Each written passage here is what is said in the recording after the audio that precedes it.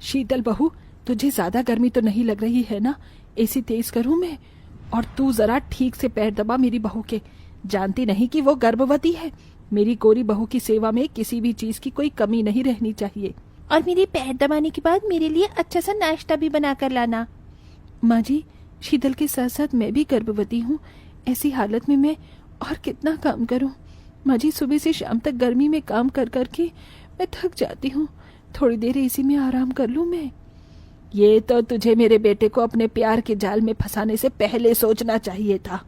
मैं तो मजबूर हूँ अपने बेटे के आगे, वरना तुझ जैसी काली को तो मैं अपने घर की नौकरानी भी न बनाऊं। माधवी के छोटे बेटे अजय ने दीपा जैसी काली लड़की से प्यार करके उससे शादी की थी। दीपा के काले रंग की वजह से माधवी उसे बिल्कुल भी पसंद नहीं करती थी। यहाँ तक कि जब माधवी की दोनों बहुएं प्रेग्नेंट थीं, तब भी माधवी सिर्फ अपनी गोरी बहू को ही चाहती थी। लेकिन फिर भी दीपा एक अच्छी बहू होने के सारे फर्ज निभाती है। ये ले केसर, इसे दूध में मिलाकर मेरी शीतल बहू को पिला देना। माधवी के दिए हुए केसर से दीपा शीतल के लिए दूध बनाती है और उसे उसके कमरे में देने के लिए जाती है। लेकिन दीपा देखती है कि शीतल गर्भवती अवस्था में भी कानों में भी हेडफोन लगाकर बर्गर खाते हुए अपने कमरे में डांस कर रही है। ओहो, कितना मजा आ रहा है ये। शीतल को ऐसी हालत में डांस करता देख दीपा उसके पास आती है और उसके कानों से हेडफोन निकाल देती है। शीतल, ये तुम क्या कर रही हो? ऐसी हालत में भला नाश्ता कौन है? और ये तुम क्या बाहर की चीज खा रही हो? पता है, छोड़ो इसे। तुम कौन होती हो मुझे ये सब बताने वाली? जितनी औकात है उतनी औकात में रहो। शीतल दीपा के हाथ से हेडफोन लेकर दोबारा डांस करना शुरू कर देती है, जिससे दीपा को काफी बुरा लगता है। अरे शीतल, कहाँ जा रही है? माँ जी, गर्मी का मौसम है ना, इसलिए मैं स्विमिंग करने के लिए जा रही हूँ। बहू, तू गर्भवती अवस्था में स्विमिंग कैसे कर सकती है? जानती भी है ये तेरे लिए कितना खतरनाक हो सकता है। ओहो माँ जी, अब आप ही मुझे ज्ञान देना शुरू मत कर देना। आप तो जानती हैं कि मुझे गर्मी बिल्कुल बर्दाश्त नहीं होती। अपनी सास की बात को न मानते हुए प्रेगनेंसी की हालत में भी शीतल गर्मी को दूर करने के लिए स्विमिंग पूल जाकर स्विमिंग करती है। वहीं दूसरी तरफ दीपा गर्मी में भी पसीना बहाकर गर्भवती अवस्था में सारे काम कर भगवान की पूजा पाठ करती है। ओम जय जगदीश हरे, स्वामी जय जगदीश हरे। भक्त जनों के संकट, दास जनों के संकट क्षण में दूर करे। ओम जय जगदीश हरे। हे भगवान, जिस तरह आपने आज तक मुझ पर अपनी दया दृष्टि रखी है, वैसे ही मेरे आने वाले बच्चे पर भी रखना और इसे कभी कोई तकलीफ नहीं होने देना। जहां शीतल अपने बच्चों का ध्यान न रखते हुए दिन रात पार्टी करती घूमती फिरती, वहीं दीपा अपने आने वाले बच्चों के लिए भगवान से प्रार्थना करके खुद का काफी अच्छे तरीके से ध्यान रखती है। वहीं घर की सारी जिम्मेदारियों को भी संभालती है। ऐसे ही वक्त गुजरता है और अब दोनों काली और गोरी बहू की डिलीवरी का वक्त आ जाता है। देखिए, दीपा की डिलीवरी में तो कोई प्रॉब्लम नहीं है, लेकिन शीतल की डिलीवरी में काफी कॉम्प्लिकेशंस हैं, इसलिए हमें उनका ऑपरेशन करना होगा। बिना ऑपरेशन के ये बच्चा पैदा नहीं हो सकता। डॉक्टर के मुंह से ऑपरेशन की बात सुनकर माधवी काफी डर जाती है और अपनी गोरी बहू के लिए प्रार्थना करती है। वहीं काली बहू अपने जैसे काले बच्चे को जन्म देती है। ऑपरेशन के बाद शीतल एक गोरे बच्चे को जन्म देती है। कितना सुंदर है मेरा पोता, किसी की नजर न लगे। जल्दी से इसे काला टीका लगा देती हूँ, वरना पता चले इसे मेरी ही नजर लग गई है। अपनी गोरी बहू के बच्चे के जन्म पर शीतल पूरे अस्पताल में मिठाई बंटवाती है और अपने गोरे पोते को अपने सीने से लगाकर रखती है। लेकिन वहीं काली बहू के बच्चे को एक बार देखती भी नहीं है। हाँ यार, इस बार मैं पक्का पार्टी में आऊंगी। अब मैं रखती हूँ, मुझे ड्रेस भी तो डिसाइड करनी है। शीतल पार्टी में जाने के लिए ड्रेस सेलेक्ट करने लगती है कि तभी अचानक शीतल का बच्चा रोना शुरू कर देता है। ये बच्चा ना हो क्या, कोई आफत हो गई। जब देखो रोता रहेगा।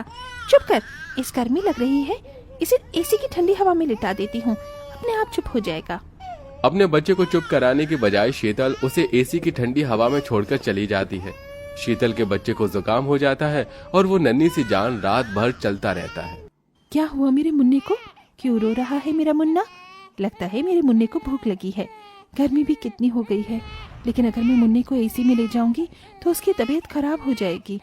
दीपा गर्मी में भी पंखे के नीचे बैठकर अपने बच्चे को दूध पिलाने लगती है और साथ ही साथ उसे लोरी भी गाकर सुनाती है। चंदा है तू, मेरा सूरज है तू, ओ मेरी आंखों का तारा है तू। जहां डिलीवरी के बाद शीतल हमेशा पार्टी, घूमने फिरने और अपनी लाइफ को एंजॉय करने में लगी रहती, वहीं दीपा घर संभालने के साथ साथ गर्मी में अपने बच्चों का भी काफी अच्छे से ख्याल रखती है। शीतल बहू, तेरा बच्चा कब से रो रहा है, उसे दूध पिला। देख कैसे उसके होठ सूख गए हैं। माँ जी, मैं इसे दूध पिलाकर अपना फिगर खराब नहीं कर सकती। वैसे ही प्रेगनेंसी में मेरा फिगर काफी खराब हो चुका है। शीतल का ऐसा जवाब सुनकर माधवी खुद बच्चे को गोद में उठाकर उसे चुप कराने लगती है, लेकिन बच्चा चुप होने का नाम ही नहीं लेता। बच्चे के रोने की आवाज सुनकर दीपा माधवी के पास आती है। माँ जी, ये शीतल का बच्चा इतना रो क्यों रहा है? लगता है इसे भूख लग रही है। लाइए इसे मुझे दीजिए। दीपा माधुरी से शीतल का बच्चा लेकर उसे बिल्कुल अपने बच्चों की तरह ही प्यार करके अपना दूध पिलाती है। दीपा का दूध भी शीतल का बच्चा बिल्कुल शांत होकर आराम से पीकर सो जाता है। ये लीजिए माँ जी, मुन्ना तो सो गया, अब ये शाम से पहले नहीं उठने वाला। अपना बच्चा ना होते हुए भी दीपा को शीतल के बच्चे का पाना, दूध पिलाता देख माधवी मन ही मन बहुत खुश होती है और ऐसे ही कुछ दिन गुजर जाते हैं। मेरा प्यारा मुन्ना माँ के हाथों से मालिश करवाकर अच्छा लग रहा है ना? पता है, देसी घी से मालिश करने से मेरा मुन्ना बड़ा होकर बहुत ताकतवर बनेगा। दीपा अपने बच्चे को देसी घी से मालिश कर रही होती है कि तभी शीतल के बच्चे को लिए माधवी ले आती है। अरे माँ जी, आप मुन्ने के साथ, और ये क्या, आपके चेहरे पर इतनी परेशानी क्यों है? परेशान ना हो तो क्या करूं, इसे तो बिल्कुल भी अपने बच्चों की फिक्र ही नहीं है। ना तो इसे दूध पिलाती और ना ही इसकी मालिश करती। देख क्या हालत हो गई है। गर्मी की वजह से इसके शरीर पर दाने भी निकल आए हैं। इसकी माँ तो उसे पाउडर तक नहीं लगाती है। माँ जी, आप इतना परेशान क्यों हो रही हैं? आप इसे मुझे दीजिए। दीपा शीतल के बच्चे को लेकर सबसे पहले उसकी देसी घी से मालिश करती है और उसको अच्छे से नहलाकर काजल पाउडर लगाकर अपने बच्चे के साथ साथ उसे दूध पिलाती है। मैं हमेशा इसके काले रंग से इससे नफरत करती रही, लेकिन आज देखो मुझे खुद पर ही शर्म आ रही है। दीपा, तुम तो महान हो। शीतल के बच्चे के लिए दीपा की ममता देखकर माधवी को अपनी गलती का एहसास होने लगता है। वाह, क्या बिरयानी बनी है। इस मसाले वाली बिरयानी को खाए हुए कितना वक्त हो गया। आज तो मैं जमकर बिरयानी खाऊंगी। अरे शीतल, तुम ये मसाले की चीज क्यों खा रही हो? तुम जानती हो ना कि तुम अभी कुछ टाइम तक तेज और मसाले की चीज नहीं खा सकती। अगर ये सब खाकर तुम बच्चे को दूध पिलाओगी तो उसकी तबीयत खराब हो सकती है। तो क्या इसके चक्कर में मैं खाना पीना भी छोड़ दूं? 9 महीने जितना परहेज करना था मैंने कर लिया, लेकिन अब और नहीं।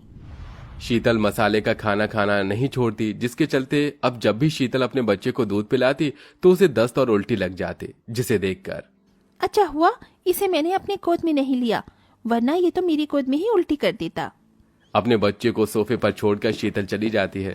शीतल का बच्चा रोते रोते सोफे से गिरने वाला होता है कि तभी आकर उसे दीपा संभाल लेती है। न जाने भगवान किन किन को औलाद दे देता है।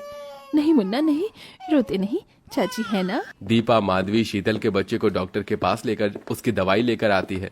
वहीं अब शीतल का बच्चा दिन भर दीपा के साथ रहता है। दीपा भी उसे अपने बच्चे की तरह ही प्यार करती है। ऐसे कुछ दिन, कुछ वक्त गुजर जाता है और एक दिन, ये आइसक्रीम कितनी टेस्टी है, तू भी खाएगा आइसक्रीम? ये ले, गर्मी है ना, गर्मी में आइसक्रीम खाकर तुझे भी गर्मी से राहत मिलेगी। शीतल अपने 1 साल के बच्चे को बर्फ जितनी ठंडी आइसक्रीम खिला देती है, जिसे खाते ही उसका बच्चा अचानक से बेहोश हो जाता है। ये देख शीतल काफी डर जाती है और सबके साथ जल्दी से बच्चे को अस्पताल लेकर जाती है। ये बताइए, इतने छोटे से बच्चे को इतनी ठंडी आइसक्रीम आप कैसे खिला सकती हैं? आप इसकी सगी ही माँ है ना। आपकी वजह से आपके बच्चे को निमोनिया हो गया है। डॉक्टर की बात सुन शीतल को अपने किए पर बहुत पछतावा होता है। वहीं दूसरी तरफ दीपा शीतल के बच्चे का काफी अच्छे तरीके से ध्यान रखती है, जिसके चलते बच्चा सिर्फ कुछ दिनों में ही ठीक हो जाता है। आज मैं आपके लिए कितने सारे खिलौने लेकर आई हूँ। आ जाओ, मम्मी की गोद में आ जाओ। शीतल जैसे ही अपने बच्चे को गोद में लेती है तो उसका बच्चा जोर जोर से रोना शुरू कर देता है, जिसे देख दीपा जल्दी से शीतल से अपना बच्चा अपनी गोद में ले लेती है। दीपा के गोद में जाते ही वो बच्चा बिल्कुल शांत हो जाता है। ये मेरा बच्चा है, ये तुम्हारी गोद में क्यों चुप हुआ? अच्छा, तो तुझे याद आ ही गया कि ये तेरा बच्चा है। तूने बच्चे तो पैदा कर दिया, लेकिन तू एक अच्छी माँ नहीं बन सकी। जब जब तेरा बच्चा रोता था, बीमार होता था, तू पार्टी करने में बिजी रहती थी। वहीं दीपा ने इसे संभाला है। इसलिए आज तेरा ही बच्चा तेरे गोद में ना चुप होकर अपनी चाची की गोद में आराम से हंस रहा है। अगर दीपा न होती तो तेरा बच्चा तो कब का ही मर जाता। दीपा भले ही रंग की काली है, लेकिन उसके जितना सुंदर मन किसी का नहीं है। अपनी सास की बातें सुन शीतल की आंखों में आंसू आ जाते हैं। हे भगवान, ये क्या हो गया मुझसे? मेरा ही बच्चा मुझे पहचान नहीं पा रहा है, सिर्फ मेरी गलती की वजह से। मैंने तो इस दुनिया का सबसे खूबसूरत शब्द माँ है, और मैंने इसी शब्द की इतनी बेइज्जती करी। भगवान भी मुझे माफ नहीं करेगा। नहीं शीतल, ऐसा मत कहो। तुम तो इसकी माँ हो, बस तुम्हें इस चीज का पहला एहसास नहीं था। अभी भी देरी नहीं हुई है, सब कुछ ठीक हो सकता है। शीतल दीपा के कहे मुताबिक अपने बच्चे का ध्यान ठीक से रखती है, जिससे अब धीरे धीरे शीतल का बच्चा उसे पहचानने लगता है। वहीं शीतल दीपा से अपने किए की माफी मांगती है और अब दोनों काली गोरी बहुएं अपने बच्चों के साथ हंसी खुशी रहने लगती हैं।